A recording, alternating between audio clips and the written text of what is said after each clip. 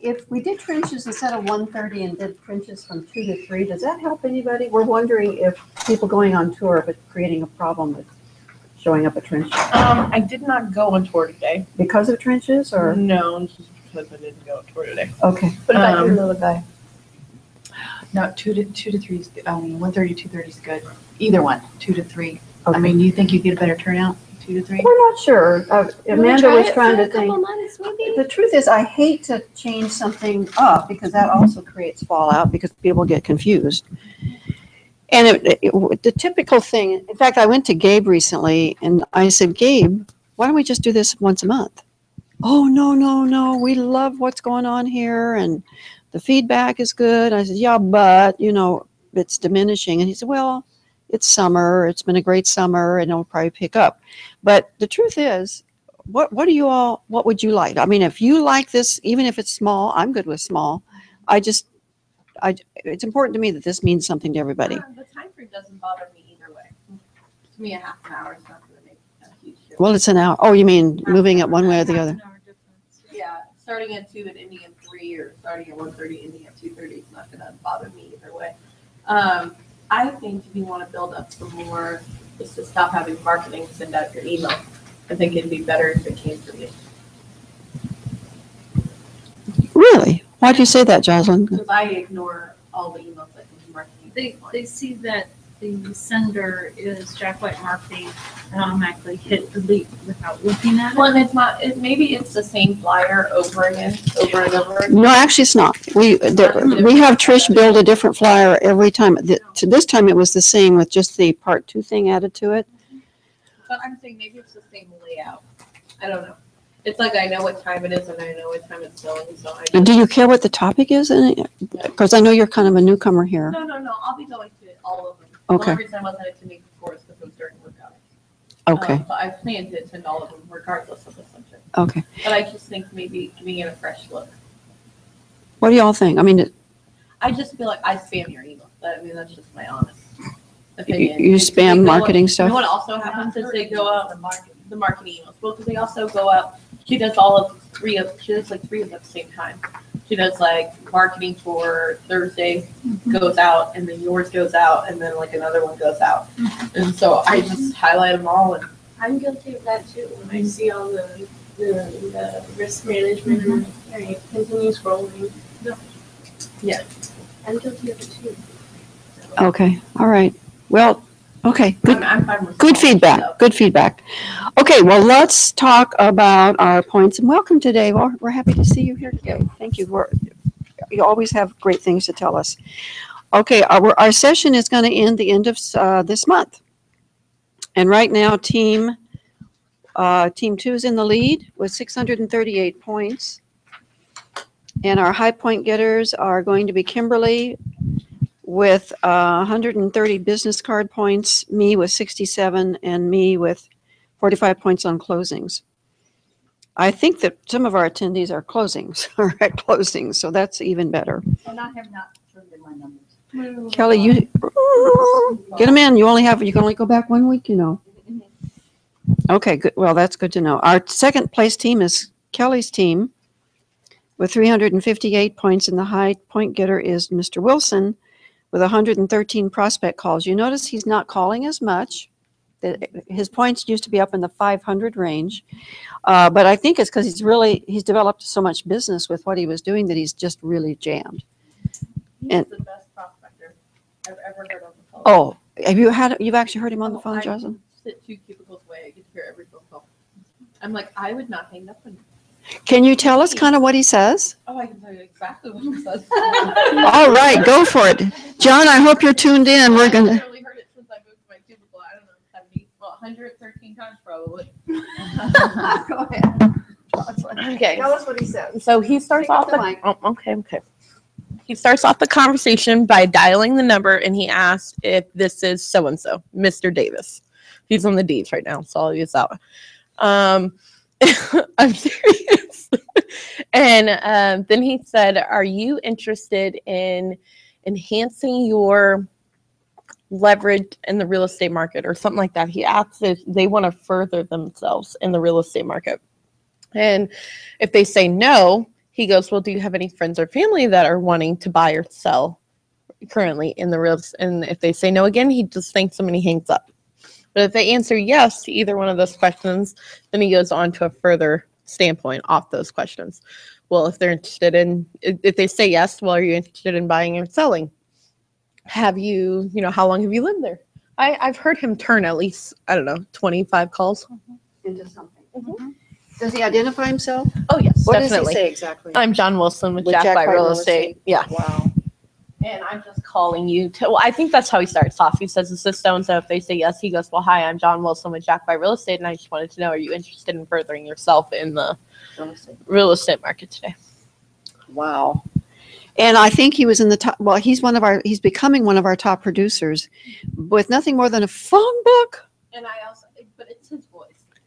Oh, It does have a very Nice. pleasant. Very Pleasant, calming, pleasant voice. Amanda, listen to this, honey. Voice is a big deal. It's a huge, I would hang up on any person that calls me as a sales pitch, but I don't think I would hang up on him. Because, isn't that interesting? So calm and nice Yep. and just Forthcoming. very polite, and you want to respect him, even if it's over the phone. You want to be respectful to him. I guess that's the way to say it. His demeanor over the phone is very calm. It's not, Pushy, not pushy or, hey, I'm gonna get this out really quick before you hang up on me. And he will Yes. actually give you, if you would like it, he would actually give you what he says. Yes, He has a script. He has a script. Yeah. My Let's husband wants ask to him get if on he'd the be phone, willing to share that. To do a trench. But I think he has to be Yeah. licensed first. Yes. Are it's not 2:00, girl? Oh, I have to be at the builder's meeting at 2. Oh. So I Is that every plan on coming Tuesday? back because, Is that every no, Tuesday? Okay. Kevin's daughter's in surgery. So Oh, okay. that's why I have to do Okay. that. But Alright. starting, when he goes on leave, I can do what I want. So I'm going to be going to practically. She's going to stay here. Don't we love that? See you later, sweetie. Isn't she on a team now? Oh, then let's put her on a my team. No, wait a minute. I make these management decisions. 1, 2, 3, 4. Think of a number, Amanda, between 1 and 37, and that'll tell us where we're going to put her. 1. You're such a cheater. Okay, put her on 1. Put her on 1. You're fast, Amanda. I was trying to outsmart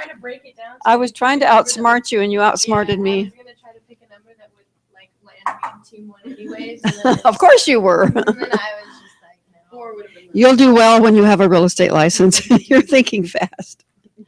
Okay, any field problems? Anybody? What is Lisa's last name? Staniforth, yeah. She's really quite good at what she does. Kevin couldn't survive without her. He'll be sorry. I'm surprised. That Or is she staying? he didn't invite her to go. Are we on? I think her arrangement would have been different over there Well, I'm also. sure it probably would have. Yeah. I mean, your contract's going to change completely. I was just Mhm. surprised that, because she's been so good. I've seen him with I don't know how many different assistants over the last 8 years. She's been really good for him. Oh, yeah. Yeah, she's a very smart lady. I really like her. Okay, any success? Well, no field problems? Okay. He's still the same ones I'm running with last week. Which was what, Jocelyn? Tell it. He's been issued. Oh, they just sort of don't go away. No, they don't. Are no. you getting help from title? Kim Spiegel's handling it from his side. So Okay. he's trying to, it's not necessarily with title. He's got to go to all the different companies and Oh, yeah. And- Thank God he's having to do that. I know, and not me, right? Good Good thing I'm representing the buyer. Those things just make me, I just want to, yeah, exactly. Those kind of problems just make me want to quit. I know. Because there's really no time in the day to go, that's a sideways journey, and who's got time to go sideways? Well, and then I guess she helped me with a little issue earlier I was having with the seller who said that there was no association, and title and appraisal said that there was an association. Ooh, I had that problem recently too. Yeah, and so she helped me kind of Work through that. Yeah, so one association is no longer in, Mm. and then another one I've got to fix some more paperwork on. Well, so. The difference is that the association isn't active. It could become active at any time, Mhm. but at the time of closing, it's inactive.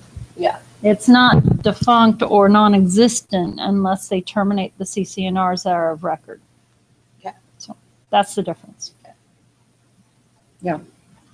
Our house, our property over on Somerset, if you'll remember, Amanda, the seller says no association, but title said there was an association at one time, and I don't recall how we got around that. You actually turned the file in, and we finally got paid on that, but that was one of the hangups too. That's okay, just makes us stronger.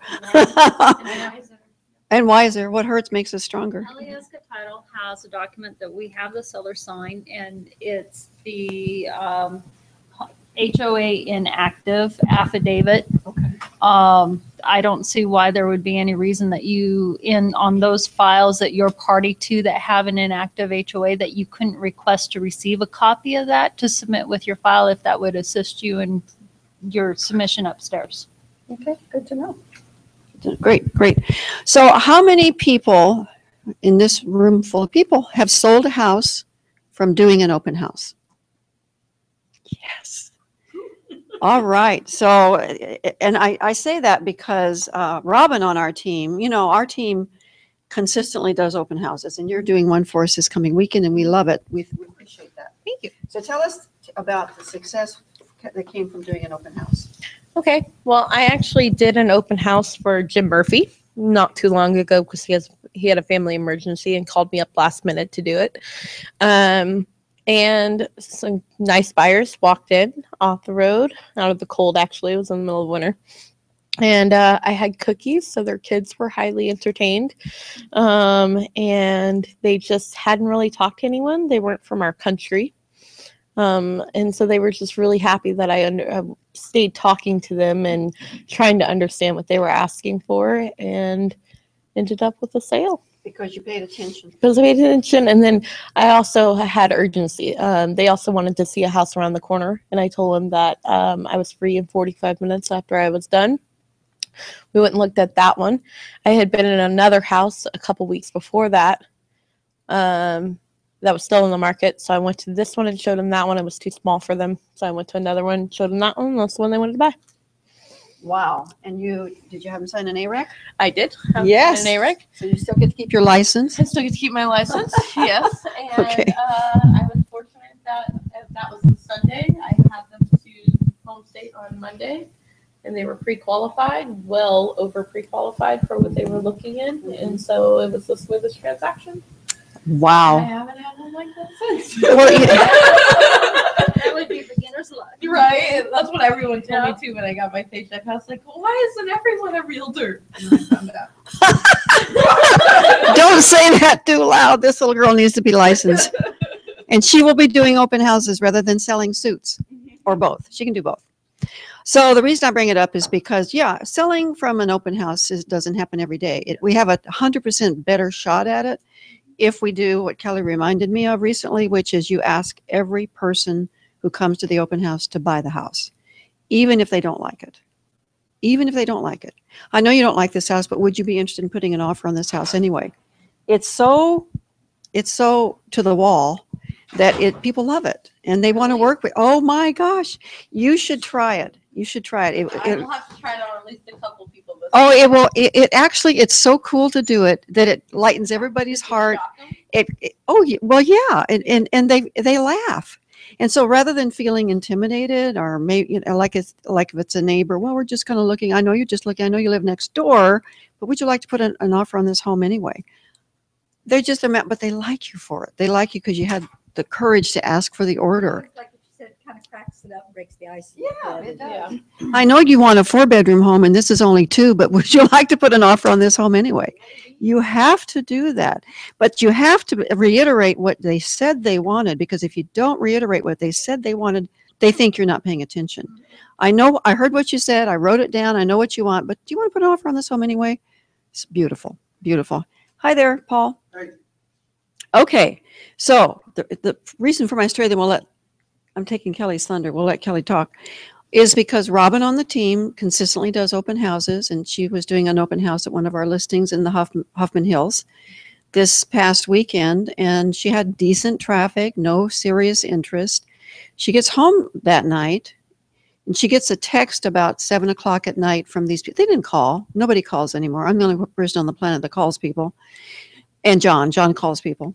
They didn't call. They texted her. And thank goodness she was paying attention. She has kids and she's a dog rescuer and all kinds of other things, but she was paying attention. They sent her a text and they said, we want to put an offer on this house that you were in, and showed, that we came into the open house. So she immediately emailed me. She didn't call me. She emailed me, but I was here working on my computer. So I got the email. Anyway, long story short, I got involved immediately. We basically closed for the appointment to write the offer, wrote the offer last night, all from an open house. Now, the asking price on this house is $379,900. You multiply that times 3, which will be the gross commission to Jack White, of which Robin will get 25%. And I think it's about $2,000. She'll get $2,000 because she was at an open house. And because she was available, she visited with them, she talked with them. I'm not 100% convinced she knew to ask for the order, but she's very good with people. Like I think you probably are too, Jocelyn. So she's going to make, open houses work. For people who doubt that, open houses work. Paul, do you do open houses? No. I didn't think you did. You're pretty busy already. I know you do a lot of cold calling and that type of thing. And I know you work a lot of hours because he's my neighbor and we're both there late at night. So I know he works super hard. But anyway, if you have tons of business, maybe you don't need to do open houses, but I would submit that you'd be good at them. Any comments about any of that? Good. I just don't want you all to forget to do open houses. Kelly, you're on, my dear. Well, I can't remember how far we got in last time. We got I don't to know, really- prequel. I really got only got to started. the prequel. Yeah, Yeah, I I think we got to the second. What was right after prequel? Pre-approval letter, actually, is where we got, because we were talking about other people's pre-approval letter. Well, that's right. We and- didn't even finish the cover page. No, we didn't finish the cover page. We did We not. didn't get into the body of it. Barely. I think we saw 5 minutes left, and you said, and don't forget to get it to the loan officer, and then all amendments, and let's go. Okay, And then and we're Kelly, gonna- one of the things that I would love to hear, how many came to the meeting this morning? So you heard that, okay. Kelly, as you help us now and come to trenches, which I greatly appreciate, would you continue to help us interject Sure. what the new change means in the real world of the real trenches? In other As words, we progress through yeah, this. as just anytime you can jump in and between say, she and and by I the both, yeah. and by the way, now this is what it's going to be all about when you bring us in. Well, the cool thing is we'll be having experiences by then and we can share to learn from. Oh, perfect. So Yeah, so the point is re-educate us. It's a new world now. Hopefully not my experiences. I only want good experiences from Bell. No more learning. So just isn't good, that just bad? good experiences Here's is what I'm let me going just for. make this statement. And I've sold real estate for over 35 years and I've dealt with, every 3 months there's something that changes, Mhm. including how to get in a lockbox. But at the end of the day, they're all manageable changes. Mhm. You just make a little adjustment, a little mindset adjustment. I always deal with worst case scenarios with my seller and buyer clients. If you tell them the worst case scenario as to what's going to happen next, Mhm. you'll always be a hero. You don't ever want to try to be a hero. As long as you tell them the worst case scenario, you'll be fine. So we can always make adjustments, but your input would help a lot. We will I'll do be that. quiet. Absolutely. Well, I think that's kind of where we left off was when you have your contract in hand and it's all signed off. Please make sure you get it to me or us right away and then to title as well. And the reason for that is just because if you can't do anything until you get it, we could lose a week if there's a week downtime. Absolutely, because sometimes when you guys go into negotiation and countering back and forth, you've written October 30th on there and you've renegotiated now for 7 to 10 days. We've lost that time. Okay. And there many times I've called you and I say, hey, Kathy, can I have a copy of that contract even though it's not completely signed off on yet? Because I know my time is short Okay. and I do like to start working on the file. When we get what John was talking about this morning, when we get a contract, we now have what we call a real deal. And our clock starts ticking. So as soon as you can get that to us, we complete the file and put it into our MortgageWare system, and then we send the file to processing. So all those things start to take place. You have at that 72 hours, is that correct? Once point. To disclose. to disclose to them once we have an executed contract, right? It's once we have an executed contract, not when it hits your hands. No, it's pretty much, yeah, when it's executed, when it's all signed off on. Okay, that's So- what I thought. So if there's two missing signatures, Kelly, you can catch up that later, or does that make a difference to you right in the beginning? I'm always cognizant of your closing dates. So Okay. that's what I'm going to go off of. So if I know that contract is coming and I've got time to sit and disclose right then, within my 72 hours, I'm going to go ahead and do that. Because I can always cancel that, but I can't always get back. What if it's now, I don't get the contract till Thursday afternoon because I've been waiting and waiting and waiting for it. And now I'm not going to be able to disclose because I'm out of the office on Friday, or we're in class all day Friday, so now I can't disclose on What does Friday. disclose mean? When we are now in processing and we have a loan application, okay? That loan application is when we have a property address, a credit report, and application. And once we have that in contract in hand, I have to disclose to the borrower and get all their initial loan documents out to them within 72 hours. The way we're going to progress with the file. So it's going to have all the information off the contract and all their pertinent information, and we can send it electronically to them, mail, or they can pick it up. And as long as I've pushed my button and I've disclosed within my 72 hours, they need to get it back to me as soon as possible. But it's, that's, they've got. So these some are time. people that have already made formal loan app with you, they start Nope. over again? Nope. This is when I get the contract, I push the button. I don't put all my files into the system until I have a contract, because Even though sometimes you it might be. pre-qualified them? Absolutely. I just don't, it takes about 2 hours to do that.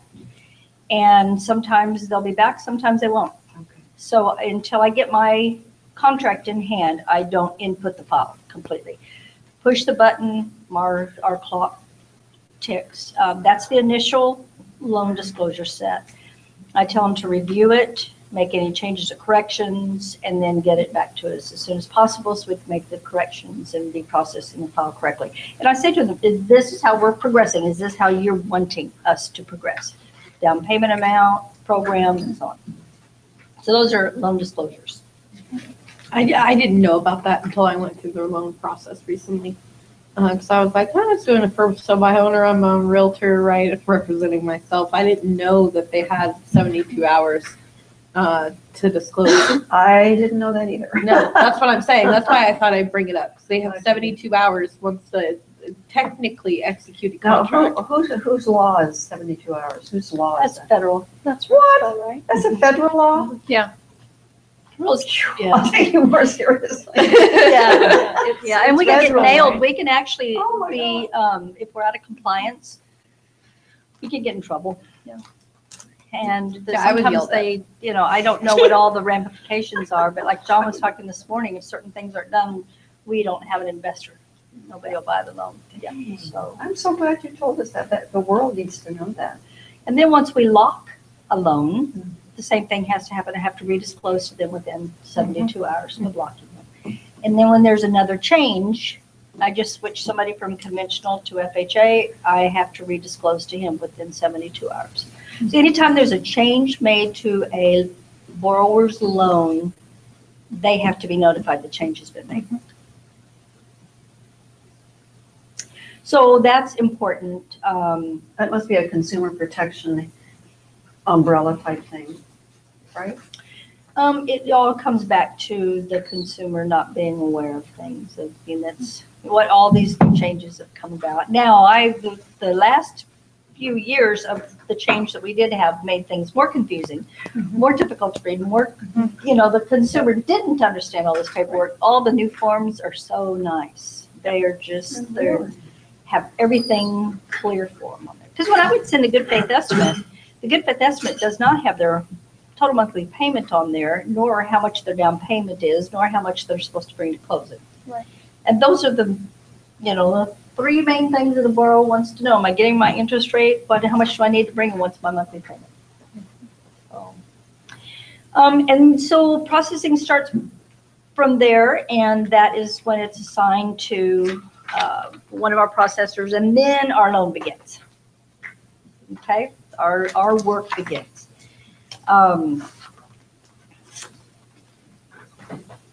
At that point, processing, we have the most awesome processors at Home State.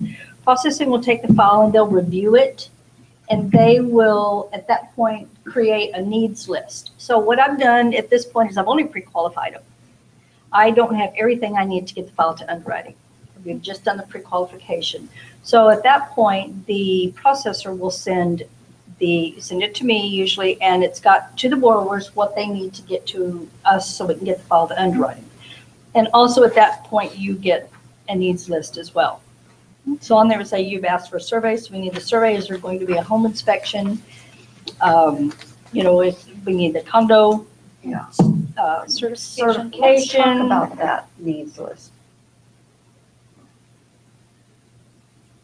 We get a needs list, and I seem to get a needs list in what I think is too early, or sometimes it's at the very end.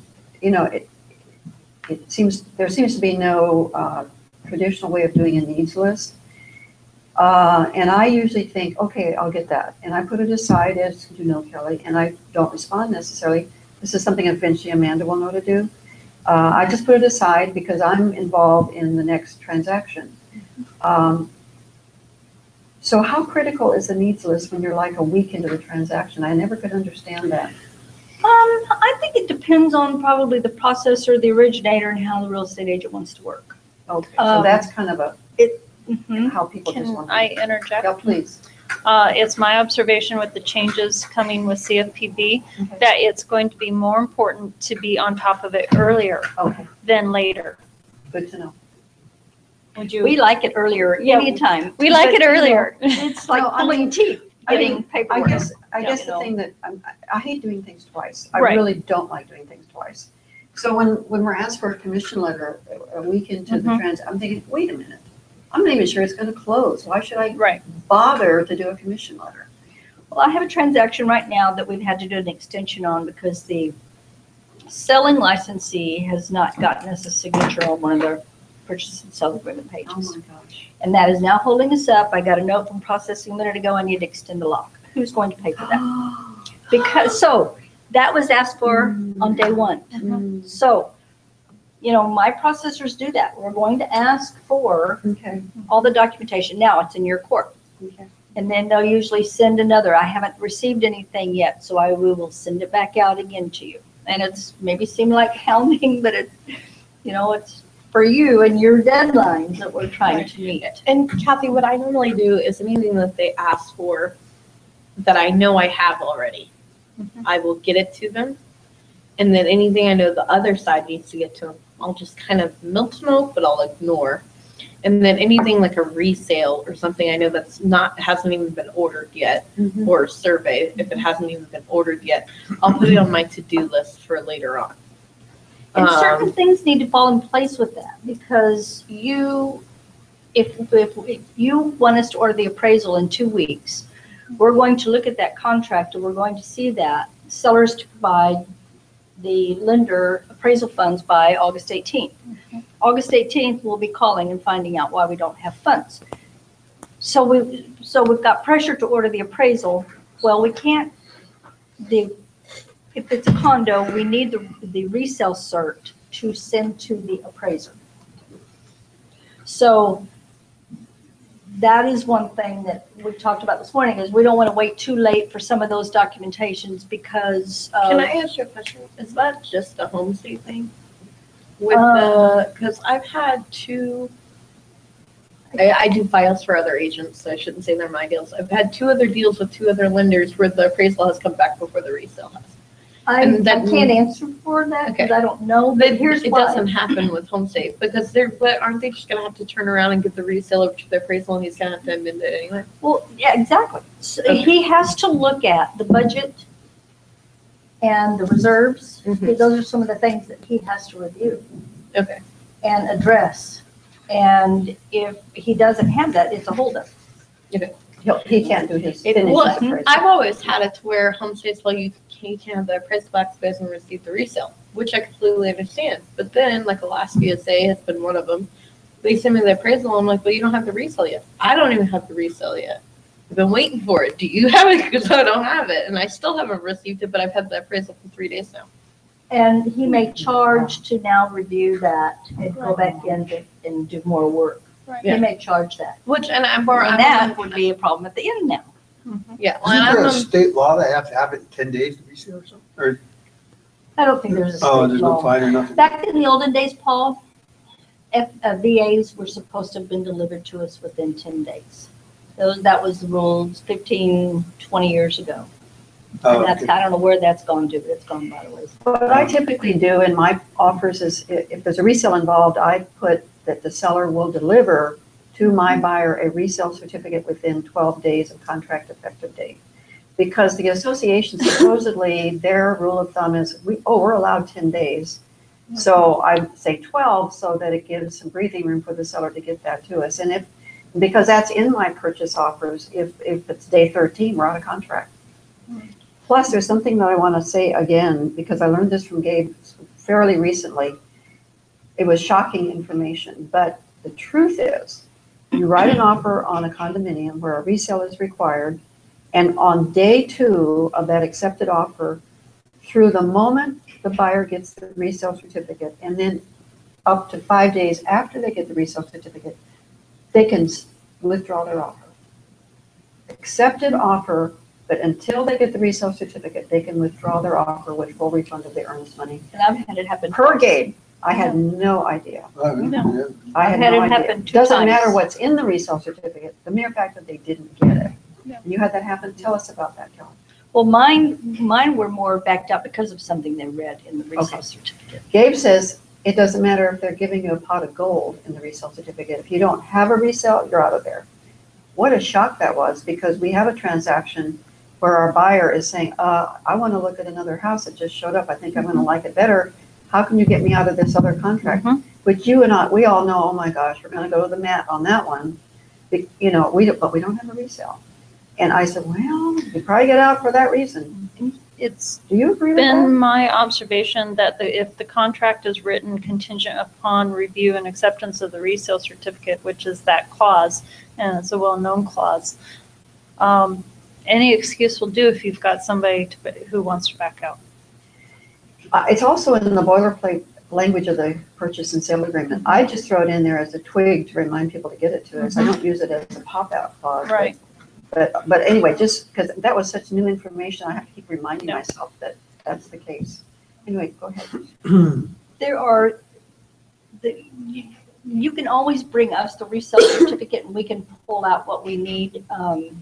We need the budget, the minutes for the last 3 meetings, whether it's annually, quarterly, monthly, so the budget and reserves, the minutes and the insurance information is what we need, and that's what we get to the appraiser, and that's what we also, our underwriter reviews.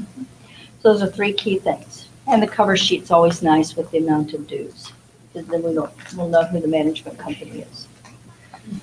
So when we send out that needs list, it's because we know already these things are going to be required. If you've got them, super, go ahead and send them on over. If you've got an existing, as-built, super, send it on over.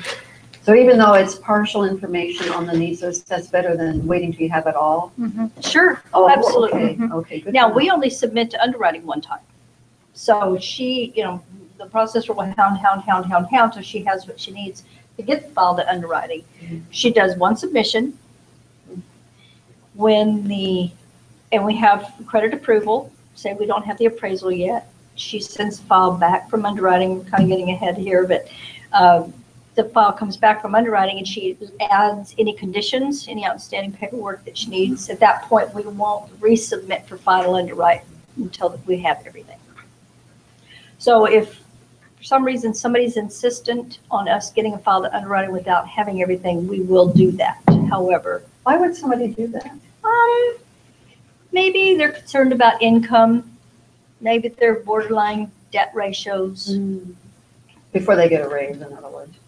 Well, and you know, a good originator shouldn't have that question when they know a file's going to underwriting. But you know, underwriting can always change income, can always, you know, say debt ratios are too high or whatever. So, we talked about home inspections last week, didn't we? Probably. Yeah, I think didn't we talk about that pretty extensively last I think week? we talked about whether we should or shouldn't, or what the practices, standard practices of getting the inspection report over. I mean, we all know that there's programs that require it, but So if you are doing a home inspection, you're going to release it to us. Also, we send that over to the appraiser. So it's kind of nice to have that up front if one is going to be given to us. I tell people two things usually hold our transactions up, and that's people getting us paperwork that we need. Usually I want to say borrowers getting us paperwork that we need, and the appraisal. And then we get into the repair part of it. But if we have those things as soon as possible these days with the new changes, we'll try and meet those deadlines a little bit faster. Okay, so make sure that you give us the home inspection. And then if you are going to do a repair addendum, did we talk about that last week? The repair addendum, if you provide it to us and there's any reference made to a home inspection on there, we have to have it. yes, we did talk that. about that, yeah. Okay. So Yeah. somehow you have to write it to try to fool you all that there really wasn't an inspection. I don't think it's a fooling. I think it's more of a don't ask, don't tell.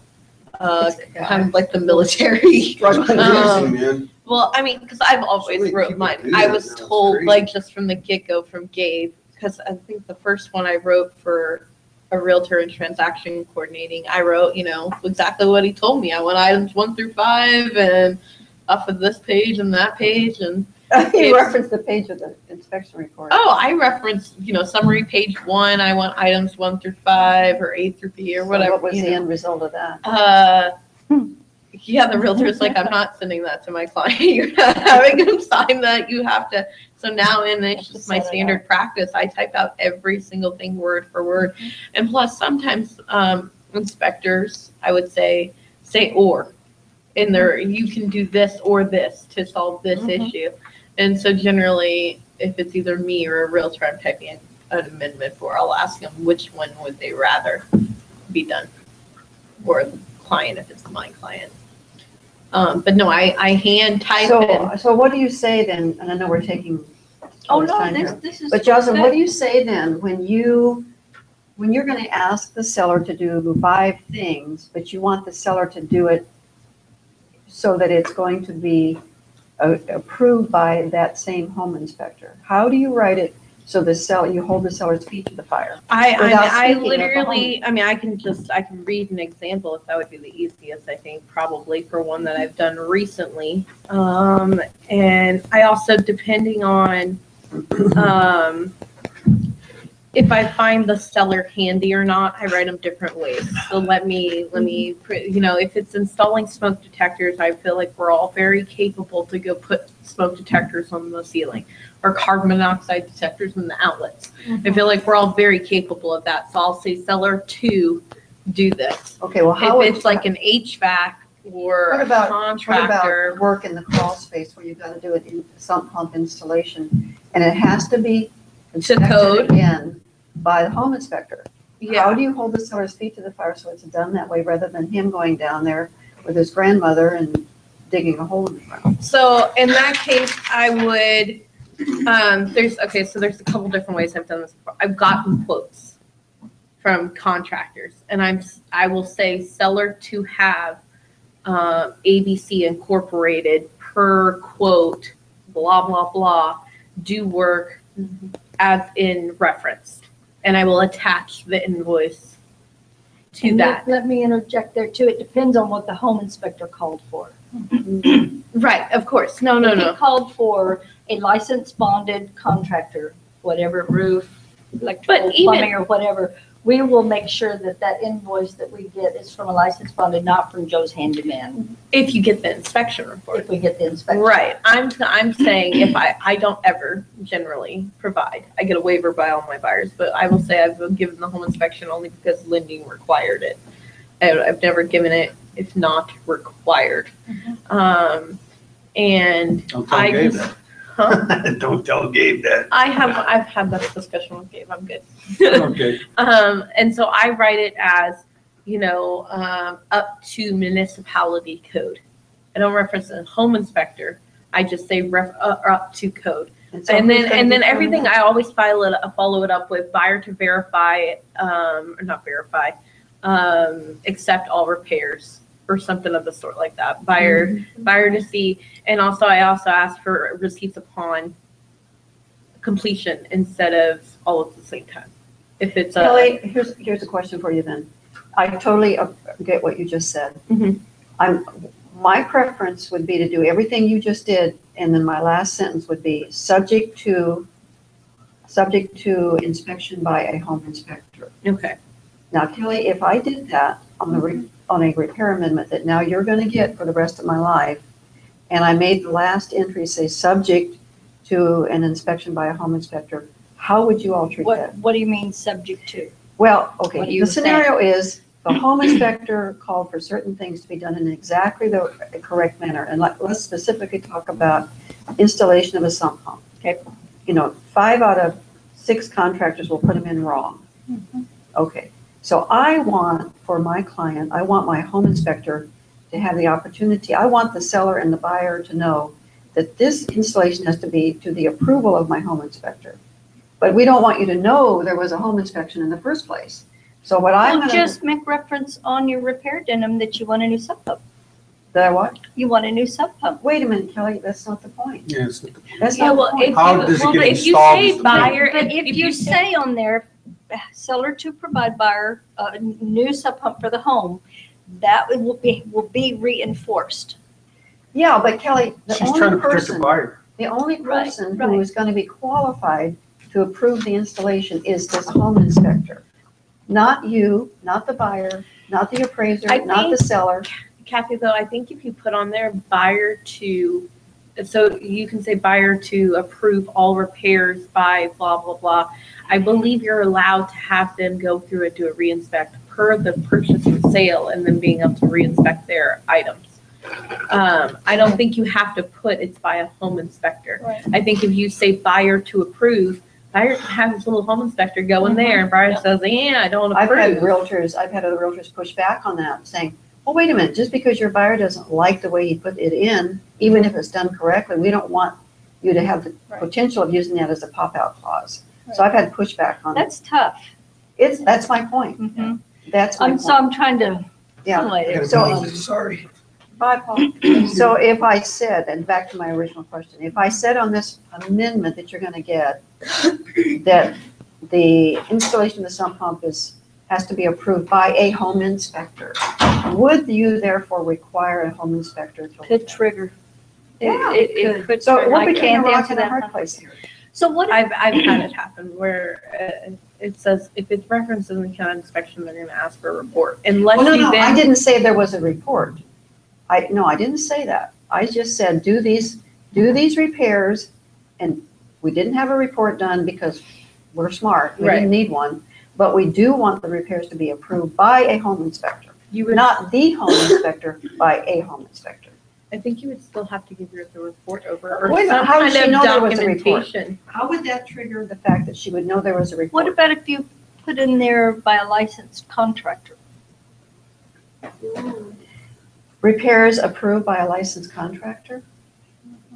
So are you saying that then you wouldn't need a, okay, that's a thought. I guess the home inspector is a Yeah. licensed contractor, isn't he? Mm-hmm. There you go. I've been looking for something for a month on this thing.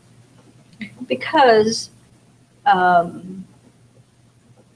it's a personal thing you've asked for. It hasn't been called for by the appraiser or or a home inspection that we know about. But it's something that the buyer's asked the seller to do. Mhm. Buyer wants it installed correctly. I think the wording would be fine.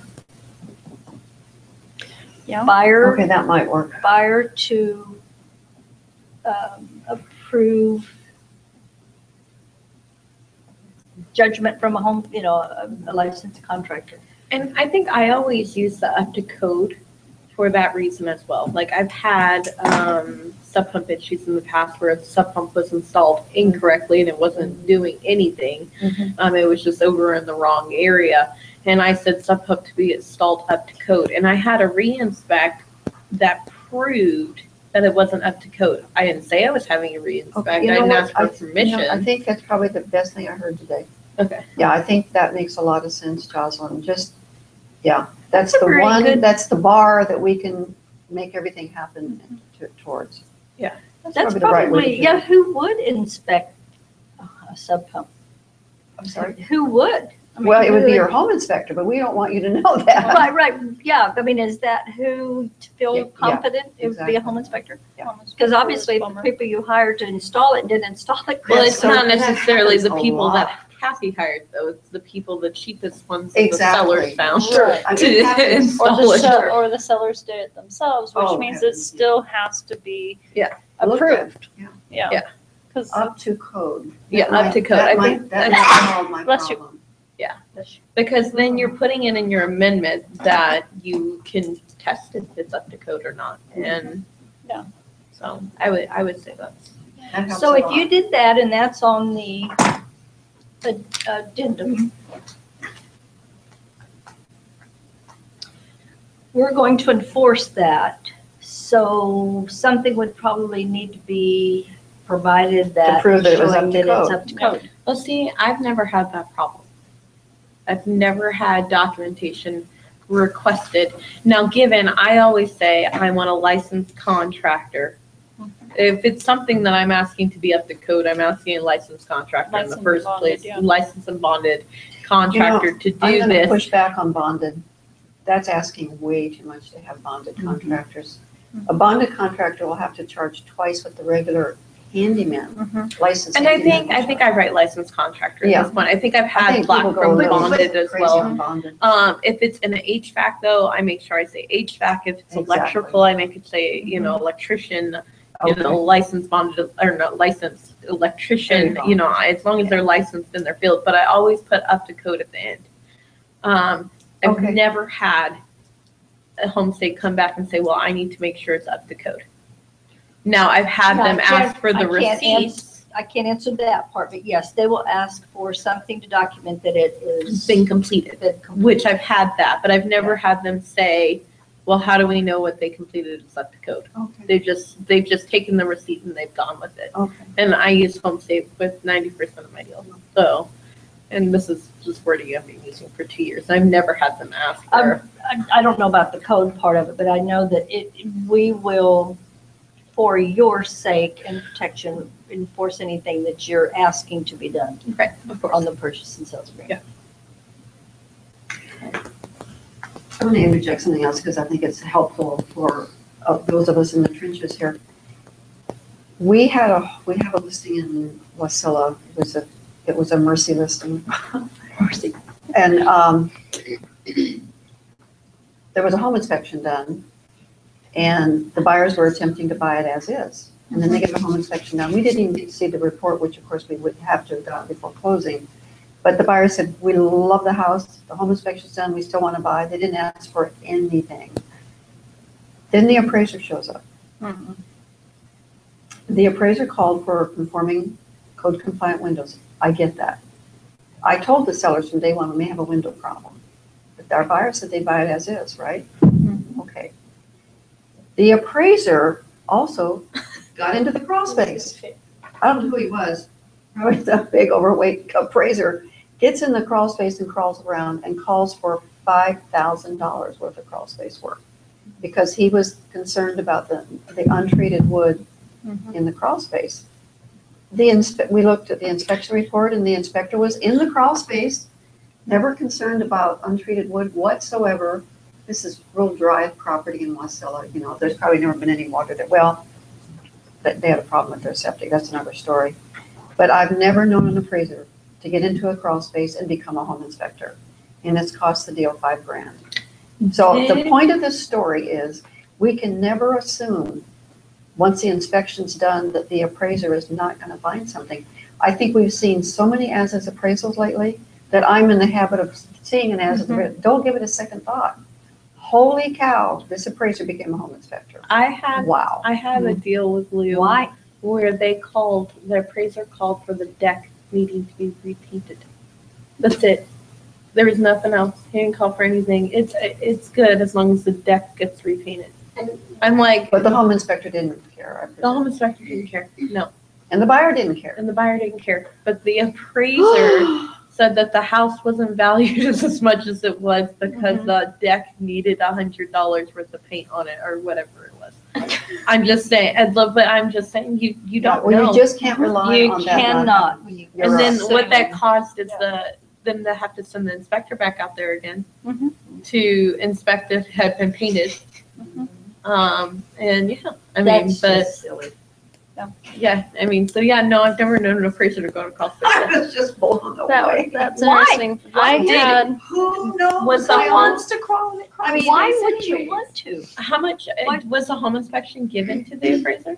No, because the Okay. buyers are trying to buy it as is. right. And even if it had been, the inspector didn't have any issues with the crawl space. What was that nosy take your appraiser extra doing in the crawl time to space do in the that? first place? Why? God, it was just shocking. Yeah, that sometimes it's. I had an appraiser on my house that was new construction. The appraiser got sent out for a final inspection, and we were doing our final walkthrough that day. So there was still blue tape on the walls. And he set out that, there was still blue tape. And he couldn't complete his appraisal. I've had that. Because of blue tape. And I'm sitting here going, we're doing our final, of course there's blue tape on the wall. It's a final inspection. And, we haven't done our walkthrough with the builder until 3 p.m. Well, he had been there at 11. Oh, wow. Oh, my gosh. I called First National.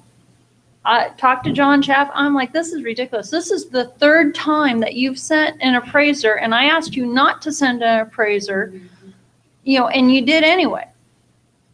Because the first time they wanted to send an appraiser, all we had was a foundation. And I'm like, no. This is too soon. This is new construction. We're not going to be completed for 6 months.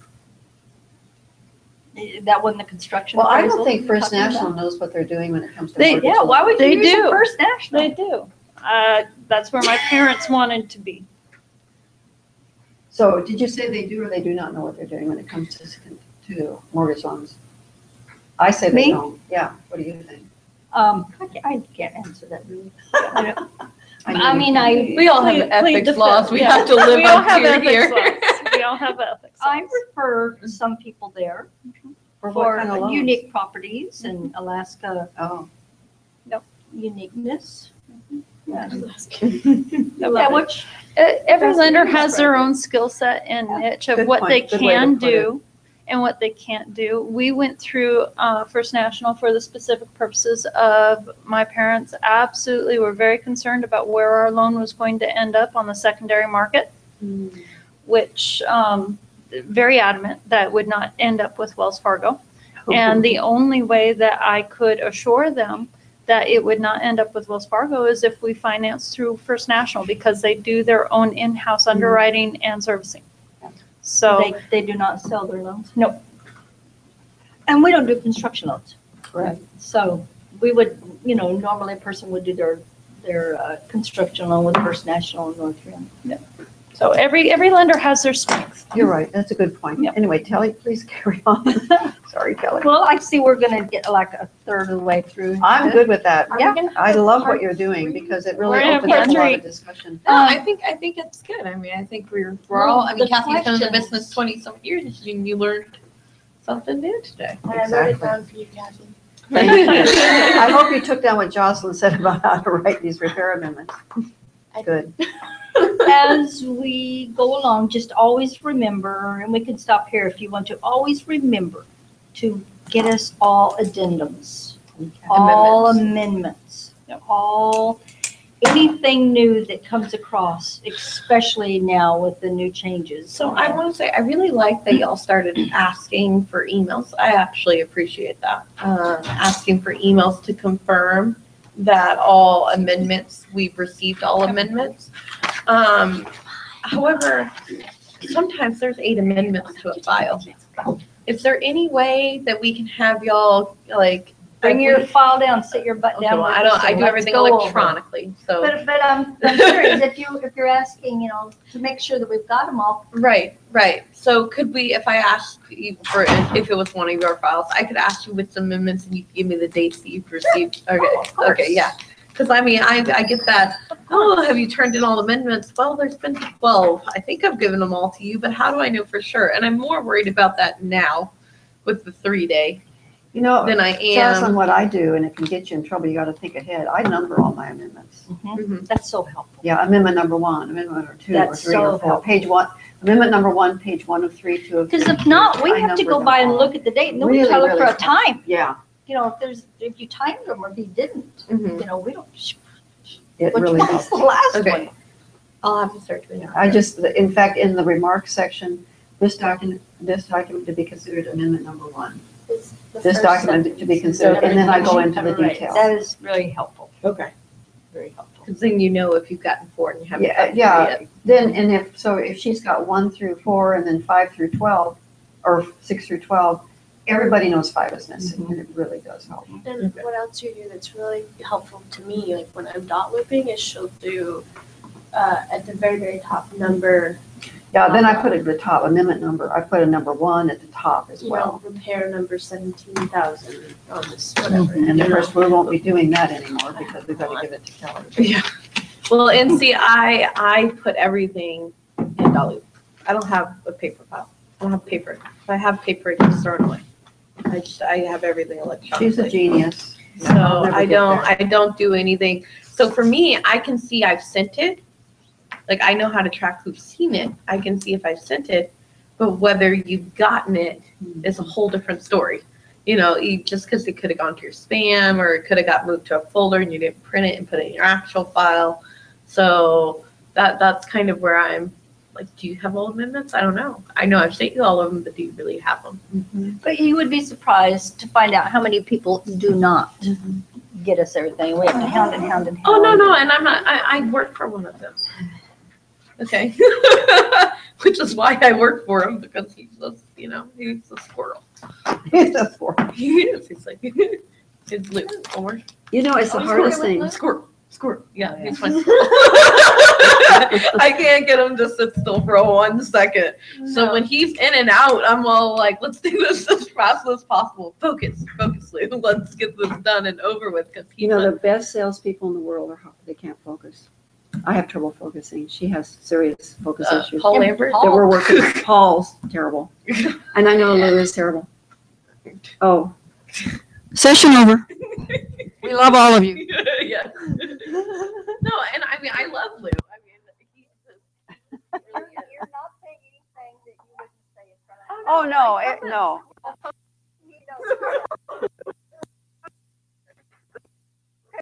Why we work together.